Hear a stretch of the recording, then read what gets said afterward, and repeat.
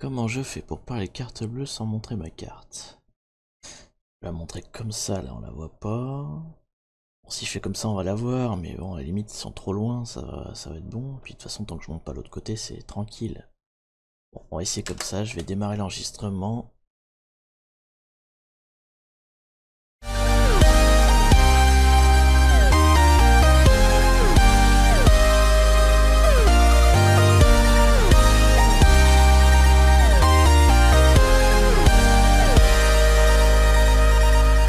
Bonjour à tous, ici Chaos, et dans ce nouvel épisode de Ethical Hacking, nous allons donc parler de cet objet du quotidien qui n'est pas sans poser quelques problèmes, la carte bleue. On va voir ensemble un petit peu tout ce qui se fait comme type d'attaque. Alors je prétends pas être exhaustif, mais on va essayer d'aborder un peu toutes les causes de problèmes avec cet objet, et bien évidemment tout ce qui va vous permettre de vous protéger contre les attaques liées à la carte bleue, alors plus ou moins directement, que ce soit au niveau physique, que ce soit au niveau numérique, internet, ou que ce soit d'ailleurs au niveau, ça reste du physique, mais tout l'aspect sans contact qui a débarqué récemment sur nos cartes.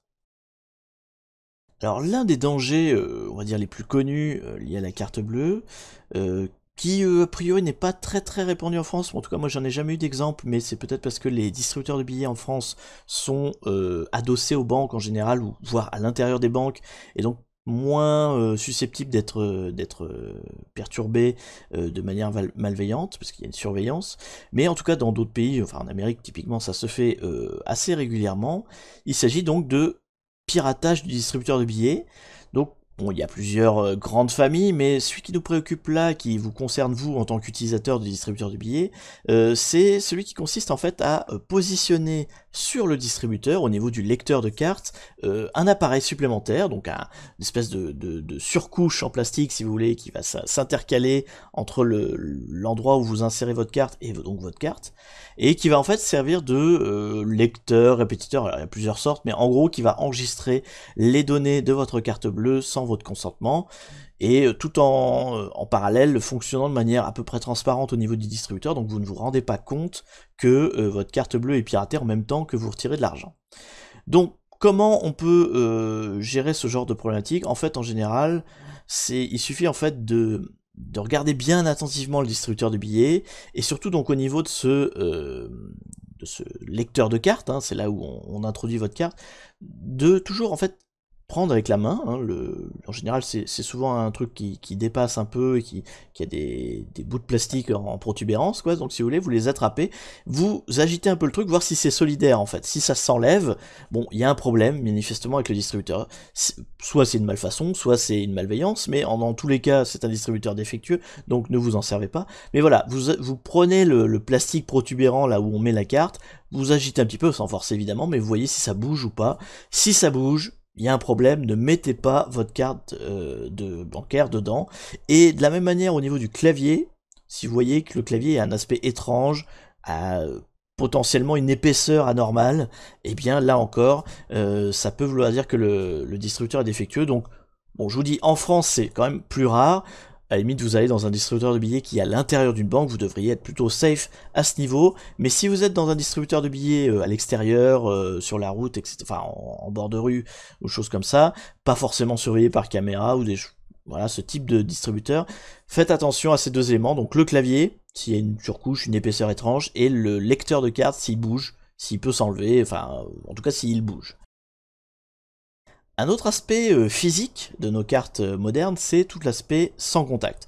Donc en fait, les cartes bleues, alors toutes maintenant, ou presque toutes maintenant, ont le fameux sans contact. Donc c'est le mode qui permet de payer, vous savez, juste en passant votre carte à côté d'un lecteur, sans forcément rentrer de code, enfin sans entrée de code d'ailleurs. Normalement, je vous dis, toutes les cartes l'ont maintenant, ça dépend si votre carte est particulièrement vieille, mais vu que les dates de validité font qu'on change régulièrement de carte, normalement, c'est devenu obligatoire. Donc autant à une époque vous pouviez vous dire non, je n'en veux pas, c'était du temps de Monéo et compagnie, vous aviez le droit de refuser hein, ce type de... parce que c'est l'expérience. Maintenant je pense que le sans contact il est mis d'office. On peut peut-être le refuser d'un point de vue logiciel, mais physiquement la carte contient les éléments pour faire du sans contact. Donc c'est quoi la problématique du sans contact? Eh bien, si vous avez une carte sans contact, donc qui est de la technologie NFC, c'est-à-dire Near Field Contact, en fait c'est une carte qui donc peut être passée au-dessus d'un appareil, mais pas forcément en le touchant. NFC, donc comme le nom l'indique, c'est Near, c'est-à-dire proche. Il suffit d'avoir un lecteur proche de la carte pour qu'il réagisse. Donc pour ça, on va prendre un exemple, hein. Je vais sortir mon téléphone, qui est capable de faire, maintenant tous les téléphones modernes ont un lecteur de NFC. Donc vous voyez, je prends mon téléphone, je prends ma carte, je m'approche, hop, il a bipé, ça veut dire qu'il l'a détecté. Donc, on voit que faut quand même assez près. Si par exemple on prend cette carte, qui est dans une petite pochette plastique, on la met donc dans mon porte-monnaie, je l'ai mis en plein milieu, hop, voilà, mon porte-monnaie. Après je prends mon lecteur NFC, il l'a détecté. Donc ça veut dire que non seulement c'est prêt, alors les spécifications disent 4 cm, mais là vous voyez en fait que mine de rien avec l'épaisseur, le téléphone etc, et mon téléphone n'est pas le meilleur lecteur NFC du monde, on arrive quand même à détecter la carte alors qu'on est à une bonne distance. Du coup, la bonne distance, ça fait que si la personne, enfin quelqu'un, a un lecteur NFC relativement plus puissant, ou même avec un téléphone moderne, mais pour être vraiment sûr, avec un détecteur un peu plus puissant que ça, il est capable de vous détecter votre carte à travers finalement votre poche. Si vous avez votre porte-monnaie dans la poche de votre jean par exemple, eh bien il suffit que quelqu'un se balade avec son téléphone et approche son téléphone ou son lecteur NFC, peu importe lequel, près de votre poche, donc par exemple dans un endroit où il y a du monde, dans un métro, ou des choses comme ça, eh bien il est capable de détecter votre carte. Et donc, qui dit détecter votre carte, dit récupérer pas mal d'informations. Alors évidemment, sur les logiciels dans le commerce, on peut pas détecter grand chose, mais on peut quand même avoir le numéro, bon, c'est déjà quand même pas mal. Sur les cartes qui ont donc l'aspect sans contact, donc qui réagissent à ça, en général, il y a aussi l'historique des derniers achats. Voilà, donc c'est aussi quelque chose qui peut être lisible, alors ça vraiment sur des logiciels dans le commerce, hein, sans parler de choses pirates, et bien sûr, vous pouvez imaginer que les criminels endurcis ou les gens les développeurs malveillants ont aussi prévu des applications qui vont beaucoup plus loin, puisque potentiellement avec le NFC on peut détecter beaucoup d'autres informations, donc on n'a pas le code PIN en lui-même, mais on a tout un tas d'informations qui permettent de faire un achat, puisque le principe c'est que vous passez votre carte sur un lecteur dans un magasin, l'achat est valide, donc ça veut dire que quelqu'un qui a un faux lecteur ne pourrait déjà ne serait-ce que vous facturer quelque chose, c'est-à-dire que quelqu'un il a les mêmes bornes que dans un magasin, il met 100 €, hop, il vous la passe à côté de votre poche dans le métro, voilà, vous avez perdu 100 €. Vous avez acheté un truc. Donc le principe même du sans contact, c'est de pouvoir uniquement par les informations délivrées par le sans contact, faire des achats. Donc une personne malveillante est capable de faire des achats pour vous, ou de copier les informations pour s'en servir plus tard et de faire des achats toujours pour vous. Donc dans tous les cas, il y a un vrai problème au niveau du sans contact, donc il faut pouvoir s'en protéger.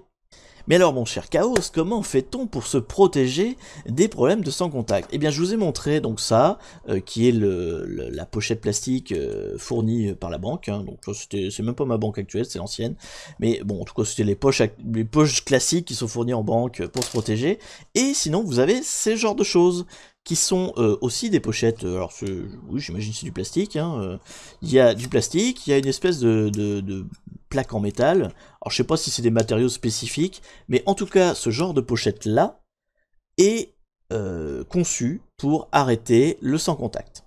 Donc démonstration, j'ai sorti ma carte de cette pochette là, hop elle est plus là, vous voyez, hop elle est plus là, et je l'ai mis là-dedans.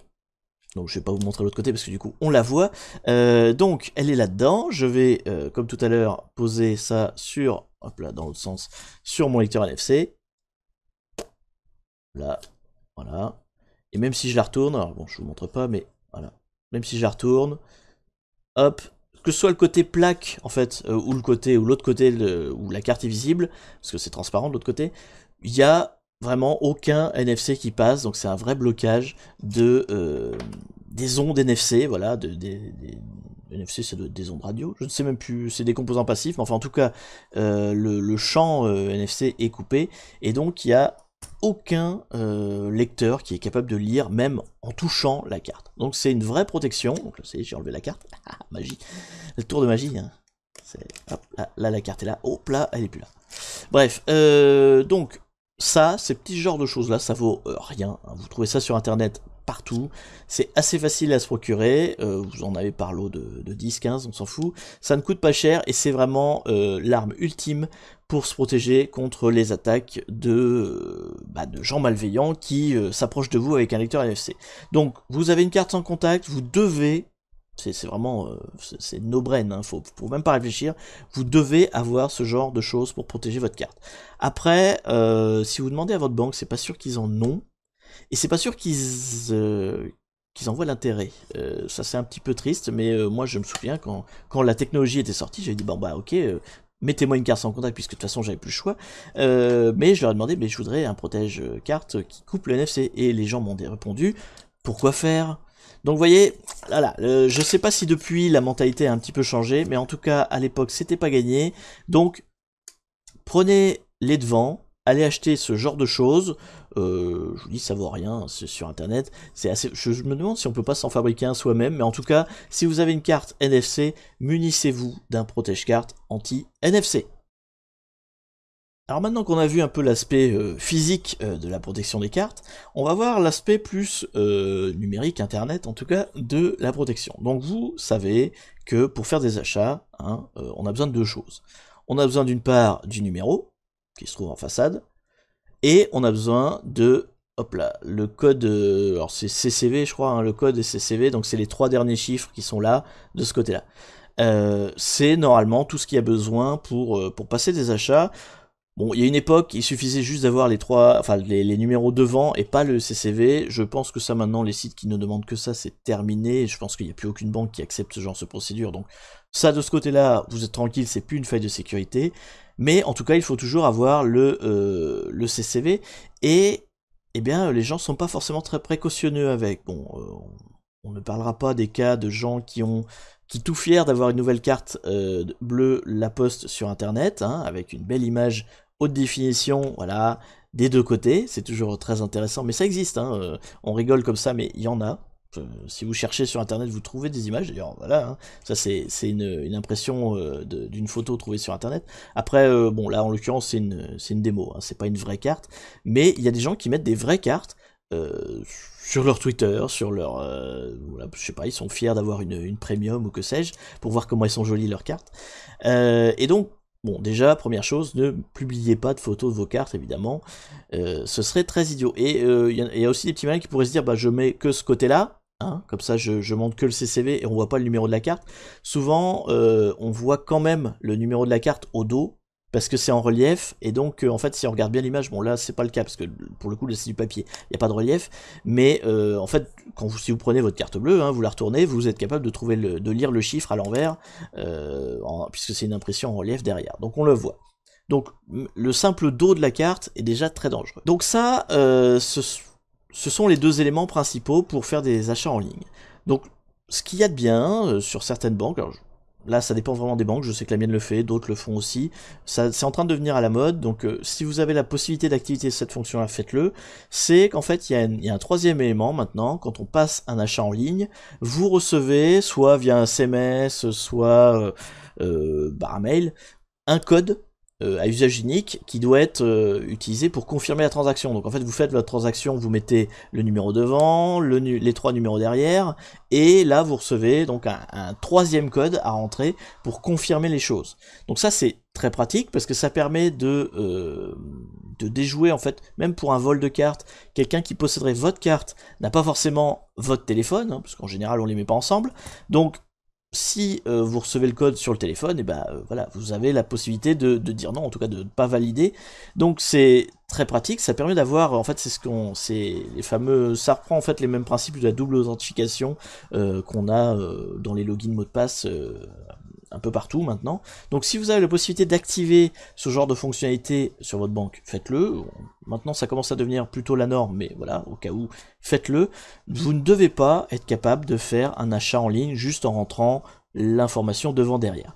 Si vous êtes capable de faire ça, alors il faut appeler votre banque pour corriger. Certaines banques proposent aussi une fonctionnalité encore plus avancée. Alors je sais que ça se faisait à une époque, mais en fait ma banque ne le fait pas, donc je connais pas plus que ça, je l'avais vu vaguement de loin. C'est qu'en fait, au lieu d'avoir un troisième code à rentrer, ils font plus simple. En fait, ils proposent carrément des codes jetables. C'est-à-dire qu'au lieu de rentrer votre vrai code devant, derrière, et ils vous proposent des codes jetables, qui sont, alors, soit via le site internet, ou peut-être par SMS, je sais pas exactement comment ça fonctionne, parce que je vous dis, ma banque ne le fait pas, mais en gros, voilà, ils vous proposent des cartes bleues jetables, qui ne sont valables que pour l'achat en cours, que avec le montant en cours, ce qui fait qu'en fait, même si après, vos coordonnées bancaires sont, d'une manière malveillante, ou légale d'ailleurs, ça arrive, stockées sur le site du fournisseur, et ben, de toute façon, elles sont valables qu'une fois, donc elles ne peuvent pas être réutilisées. Donc c'est très pratique si vous devez justement enregistrer vos coordonnées, au moins vous êtes sûr qu'elles ne seront pas utilisées sans votre avis. Donc ça permet d'avoir une protection sympathique. Après voilà, ça dépend si votre banque le fait ou pas. Donc je sais pas comment ça s'appelle exactement, mais en tout cas ça vous permet d'avoir des espèces de cartes bleues jetables, quoi, qui ne sont valables qu'une seule fois. Donc très pratique aussi pour déjouer, voilà, la malveillance de gens. Alors là, plus dans le sens, voilà, qui conserveraient vos coordonnées. Par exemple, vous avez enregistré vos coordonnées sur, je sais pas, Amazon ou autre, hein, et le site s'est fait pirater. Bon, ça arrive des fois. Amazon pas récemment, mais il y en a régulièrement qui sont piratés. Du coup, vous êtes sûr que vos coordonnées bancaires sont pas perdues dans la nature sur un forum pirate. Voilà. Donc intéressant, pareil, si votre banque est capable de faire cette fonctionnalité-là, demandez-la. Et enfin, pour terminer, on va parler des générateurs de numéros. Alors ça, c'est un truc qu'on trouve sur Internet. Si vous tapez générateur de numéros de carte, vous allez avoir sur Internet des tonnes de sites qui vont vous proposer de générer automatiquement des numéros. Et après, prétendant que ils sont valides et que vous allez pouvoir faire des achats avec, puisqu'après tout, on a besoin de l'information devant-derrière. Si j'ai un générateur automatique qui génère ces deux informations-là, j'ai pas besoin de voler la carte de qui que ce soit, et je peux faire des achats en ligne. Alors bien sûr, je vous arrête tout de suite, c'est d'une part illégal, même quand bien même ça marcherait en fait, c'est déjà illégal, c'est au mieux du vol, enfin c'est entre le vol et l'usurpation de l'identité, mais même si ça, en l'occurrence, ça ne marche même pas, puisque en général ce sont des sites plus d'arnaque qu'autre chose, donc en fait les codes qu'ils fournissent sont des codes qui ne fonctionnent pas, et en général ils vous demandent de payer pour les faire marcher. Donc bien évidemment, n'utilisez pas ces sites de génération de numéros, quelles que soient vos intentions, quelle que soit, soit pour de la recherche ou pour de véritables activités illégales, qui de toute façon, il ne faut pas faire d'activités illégales, voilà. Mais de toute façon, l'essentiel c'est de l'arnaque, puisqu'ils vous font payer pour afficher des numéros qui en fait sont...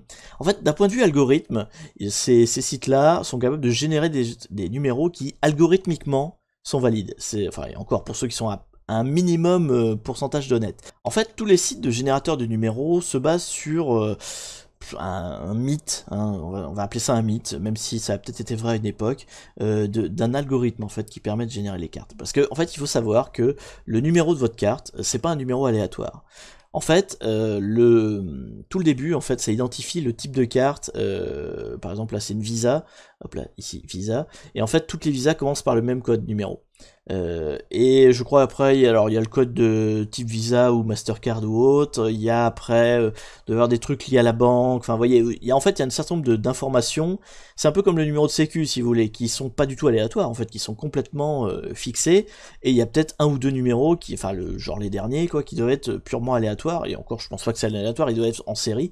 Mais voilà, les numéros qui sont là sont pas des numéros au pif. Donc, ce que prétend, puisqu'il a été vrai à une époque, les générateurs de numéros, c'est en fait d'être capable de régénérer des numéros. Après tout, on sait que, voilà, je veux une visa, donc ça va commencer par ces numéros-là. Après, je sais pas, je veux que ce soit telle banque ou tel pays, je sais plus exactement à quoi correspond chaque numéro, mais telle banque, tel pays, donc ça va être tel numéro, voilà, et puis après ça va générer tel truc. Enfin, ils ont une espèce d'algorithme comme ça, qui font des numéros qui, on va dire, algorithmiquement sont valides. Après, ils sont algorithmiquement valides, mais ils ne correspondent à aucune réalité, donc ou alors coup de bol, ils tombent sur un vrai numéro de carte, mais c'est vraiment du pur hasard si les générateurs de numéros créent des numéros de carte qui sont valides. Donc, déjà, quelles que soient les promesses du site, c'est une arnaque, hein, ne payez pas pour ça, et puis de toute façon c'est illégal, encore une fois, mais donc, voilà, ils sont capables de générer des numéros qui sont, entre guillemets, valides. Le problème, c'est que valide ne veut pas dire fonctionnel, puisque, bien évidemment, les banques, maintenant, c'est pas parce qu'un numéro est algorithmique. En fait, quand vous recevez, quand la banque reçoit une demande de paiement, elle regarde pas si le numéro est algorithmiquement valide. Elle regarde si le numéro existe. Voilà, tout simplement. Donc, est-ce que le numéro appartient bien à Tartampion? Est-ce que la date de validité est bonne? Est-ce que le CCV correspond exactement à ce qui a été livré? Peu importe finalement que l'algorithme génère quelque chose qui potentiellement pourrait exister, eux, ce qu'ils regardent, la banque, c'est est-ce qu'il existe vraiment? Pas est-ce qu'il pourrait, c'est vraiment est-ce qu'il existe? Est-ce qu'il est listé? Et donc, ce qui fait que, bah, voilà, ces numéros-là ne peuvent pas fonctionner, les générateurs de numéros, c'est vraiment une arnaque de A à Z. Et de toute façon, c'est illégal. Après, ce qui vraiment peut se passer dans l'extrême limite, c'est que coup de bol, bah, ça tombe sur un numéro qui existe déjà. Alors déjà, faut quand même avoir un sacré bol parce que, ok, ce numéro-là, je vous dis, il est à peu près fixe. Par contre, le numéro derrière, le CCV, là pour le coup, c'est beaucoup plus aléatoire.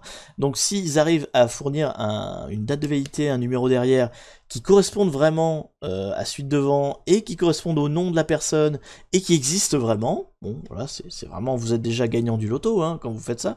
Et bien sûr, si vous utilisez ce numéro-là pour faire des achats, et bien vous êtes coupable de, alors au moins vol, usurpation d'identité, peut-être les deux en même temps, sans compter sûrement un petit côté banditisme, crime organisé ou que sais-je, puisque vous avez utilisé des complices pour générer les numéros, enfin, etc., etc., bref, ne le faites pas. Bref, je pense vous avoir à peu près tout dit sur les bonnes pratiques liées à votre carte bleue. Ce qu'il faut donc résumer, d'une, ayez ce genre de choses, donc un espèce de porte-carte anti-NFC, ça se trouve facilement sur internet, ça ne coûte pas cher, ayez ça obligatoirement. Alors évidemment, il faut la sortir quand vous les payez par sans contact, vous pouvez pas payer comme ça, il faut la sortir du machin. Bon bref, ayez ça déjà d'une. Ensuite, de deux, quand vous retirez un distributeur de billets, vérifiez que le distributeur de billets est fonctionnel. Et enfin, quand vous payez en ligne, payez avec votre carte et pas celle de quelqu'un d'autre, déjà d'une, évidemment, mais surtout, essayez de vérifier si votre banque est capable d'avoir les fonctions, donc soit d'envoyer un code, un troisième code directement sur votre téléphone ou par mail, le mieux c'est quand même sur téléphone, par SMS, c'est quand même le plus simple, soit donc ça, soit que votre banque est capable de générer des numéros de carte bleue one shot qui permettent d'utiliser votre carte qu'une seule fois. Si vous utilisez toutes ces méthodes là, vous aurez déjà une bien plus grande sécurité de votre carte bleue, même s'il est vrai que, attention, nos cartes bleues françaises, alors cocorico, mais ça reste vrai, hein, étonnamment, sont parmi les plus sécurisées du monde. Il faut savoir que, je sais pas si vous avez déjà remarqué, mais à l'arrière de votre carte bleue, il y a une petite bande noire, là, sur le papier, donc il y a une petite bande noire, et ça, c'est le système, alors, ancien, mais je suppose qu'il... Je sais pas s'il est encore utilisé, mais c'est le système américain, et en fait, c'est juste... Voilà, cette bande-là, et ça, c'est piratable à the fuck. Bref, portez-vous bien. J'espère que vous aurez appris plein de choses, sécurisez votre carte bleue, et je vous dis à la prochaine.